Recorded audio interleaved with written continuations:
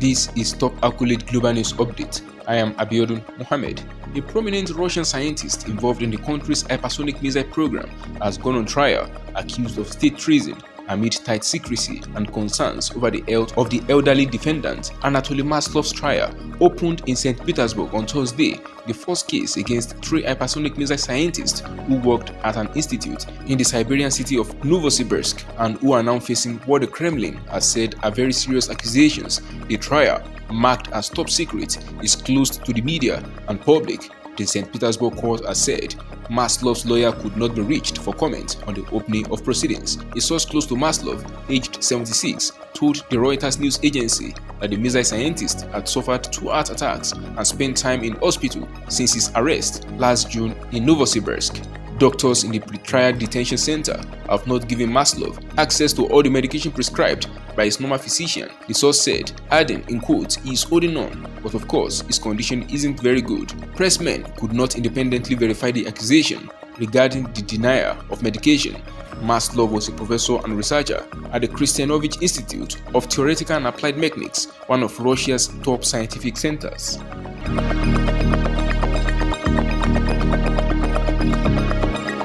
At least 45 bags with human remains have been found in a ravine in the western Mexican state of Jalisco during a search for 7 young people reported missing last week. The gruesome discovery was made at the bottom of a 40-meter ravine in the municipality of Zapopan, a suburb of Guadalajara, a large industrial hub. Authorities found the remains during a search for 2 women and 5 men, all aged about 30, who had been reported missing in the area since May 20th. The missing persons reports for each of the 7 had been made separately on different days, but investigators found that they all worked at the same call center, which was in the same area as where the human remains were discovered. Forensic experts have yet to determine the number of victims contained in the bags or their identities. Initial inquiries suggest the call center could have been involved in illegal activities, and local media reported that the authorities had found marijuana, a glove, and a cleaning rag with apparent blood stains, as well as documents on possible commercial activities.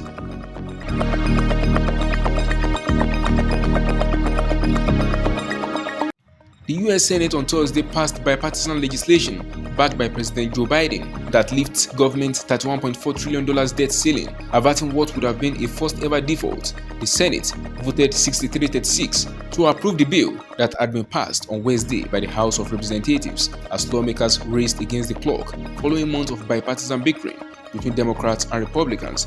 The Treasury Department had warned it would be unable to pay all its bills on June 5th if Congress failed to act by then. Biden praised Congress' timely action. This bipartisan agreement is a big win for our economy and the American people, the Democratic president said in a statement, adding that he will sign it into law as soon as possible. He said he would make an additional statement on Friday at 7 p.m. Biden was directly involved in negotiations on the bill with House Speaker Kevin McCarthy. While this bitter battle has ended, Senate Republican leader Mitch McConnell wasted no time flagging the next budget fight. McConnell was referring to 12 bills Congress will work on over the summer to fund government programs in the fiscal year beginning October 1st, which will also carry out the broad instructions of the debt limit bill.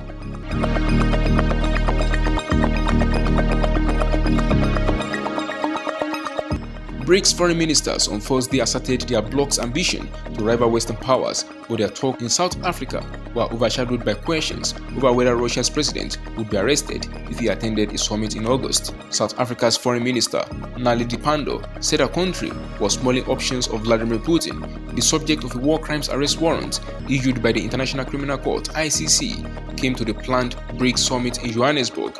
As a member of the ICC, South Africa would theoretically be required to arrest Putin, and Pandor was bombarded with questions about that as she arrived for a first round of talks with representatives from Brazil, Russia, India, and China. At a news conference later, the minister sidestepped a barrage of questions about the Putin issue. The ICC accused Putin in March of the war crime of forcibly deporting children from Russian-occupied territory in Ukraine. Moscow denies the allegations. South Africa had invited Putin in January. Putin has not confirmed his plans, with the Kremlin only saying Russia will take part at the proper level.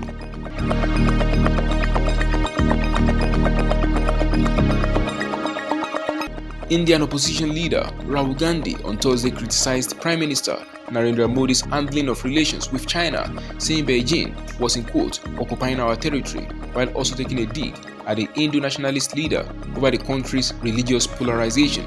In quote, "The fact of the matter is China is occupying our territory.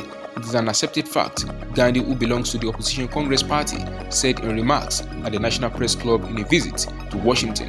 In quote, "It is absolutely unacceptable." Prime Minister seems to believe otherwise.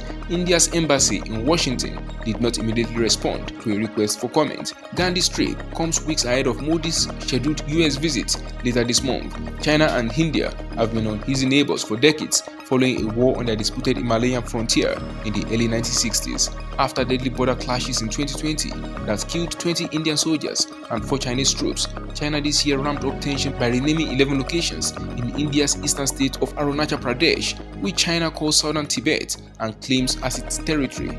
India has rejected and denied those claims. That is the size of top accurate global news updates. You can follow us on our social media platforms as displayed on your screen. Happy weekend.